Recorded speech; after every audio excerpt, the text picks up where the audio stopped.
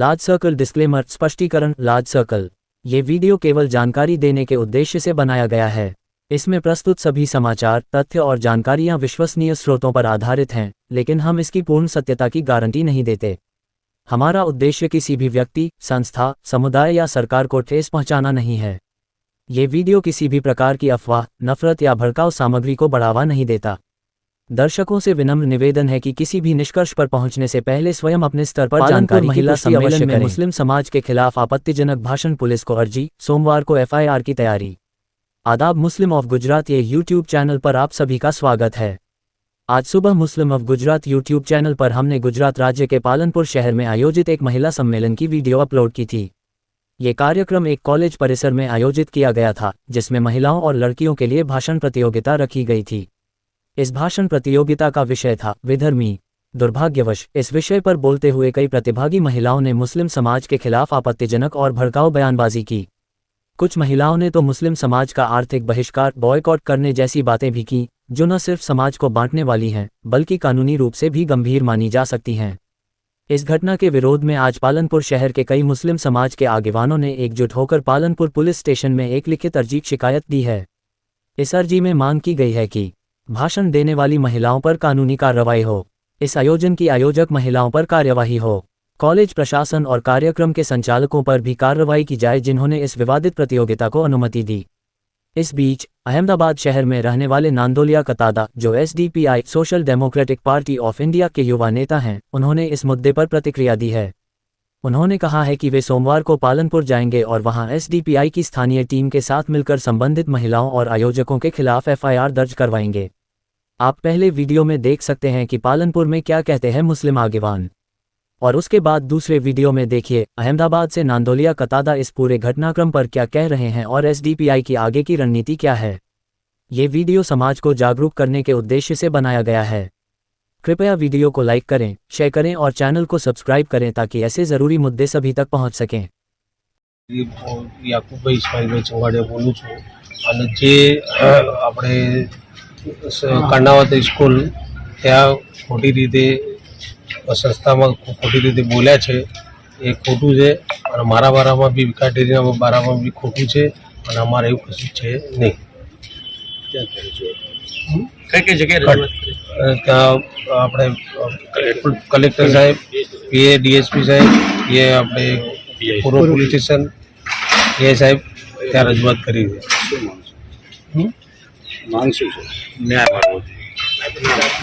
નામ યાકુબભાઈ માનવ। હું ધારવાસ એસોસિએશન વેપારી એસોસિએશન પ્રમુખ છું અને 15 તારીખે એક સ્કૂલ કર્ણાવત સ્કૂલમાં એક પ્રોગ્રામ રાખેલું હતું મહિલા સંમેલન।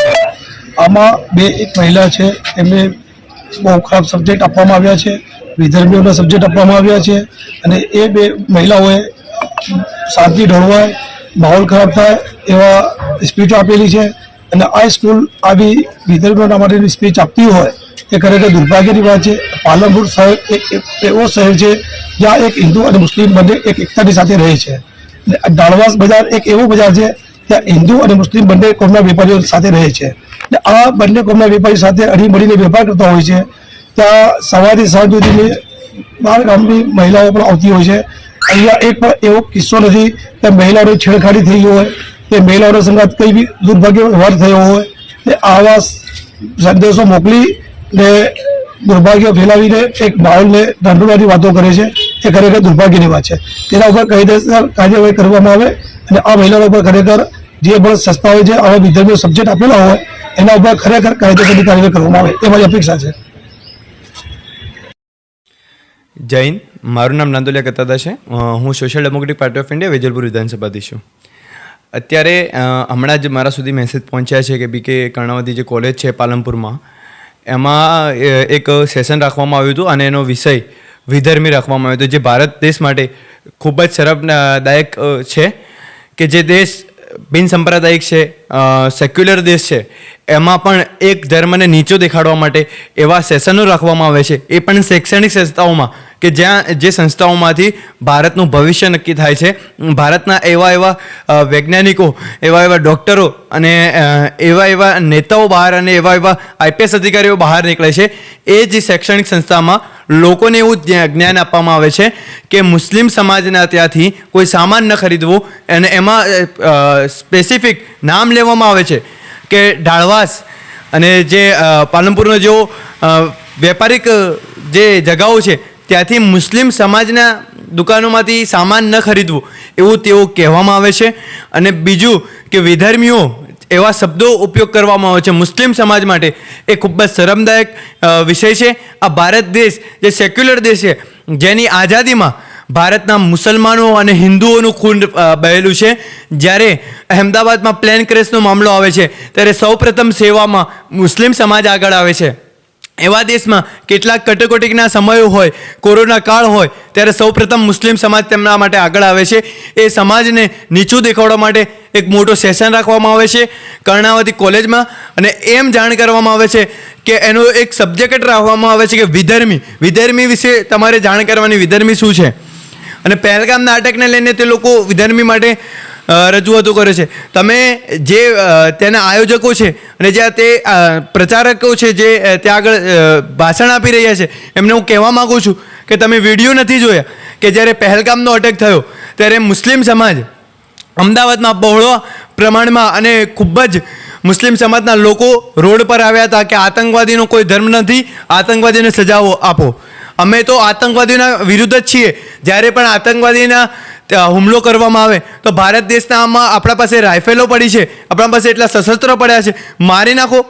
અને તમારા પાસે એવું હોય કે મુસ્લિમ સમાજ એના વિરુદ્ધ નથી તો અમે મારવા માટે તૈયાર છે, અમને સત્તા આપી દો તમે.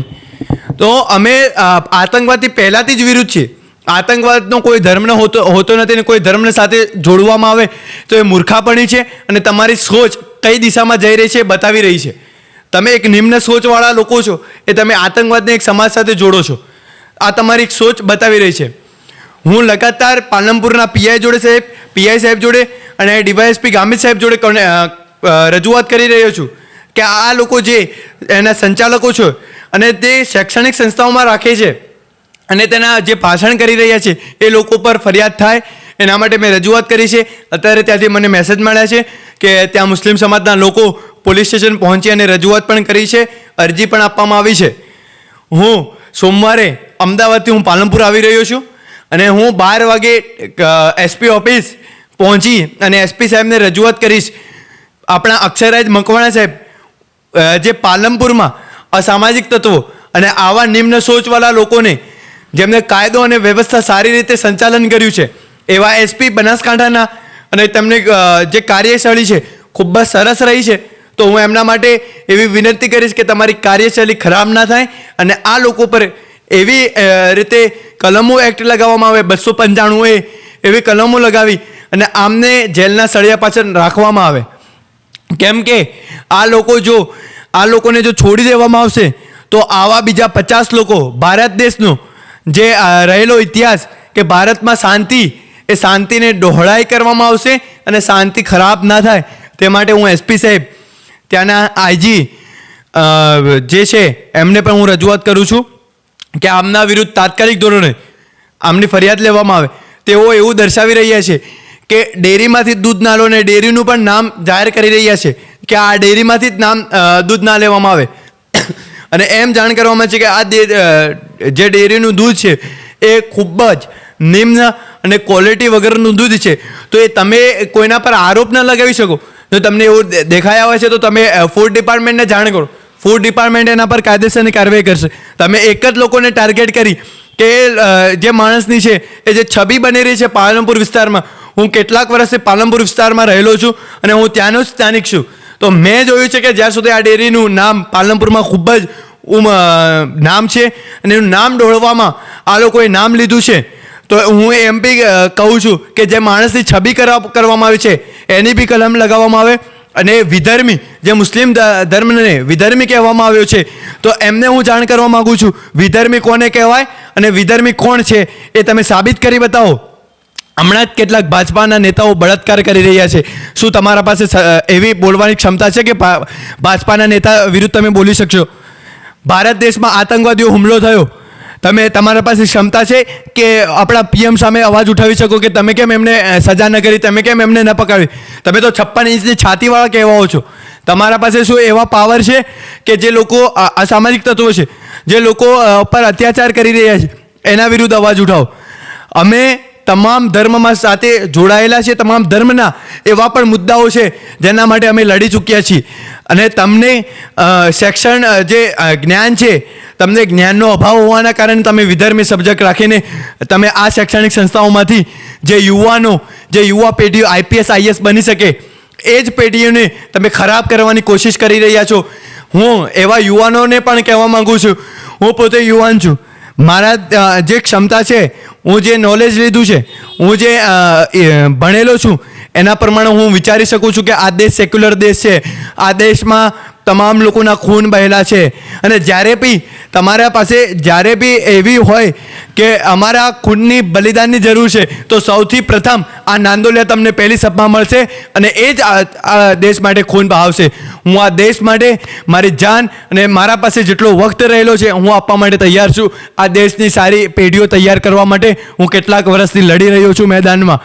અને એવી લોકો વિરુદ્ધ એફઆઈઆરો અને એવા લોકોના કાર્ય કરેલા છે કે જે લોકોને પ્રશાસન બી નથી સાંભળતી. તો આના માટે હું પાલનપુર આવું છું અને પાલનપુરમાં આવી આમના વિરુદ્ધ આપણે ફરિયાદ કરાવીશું.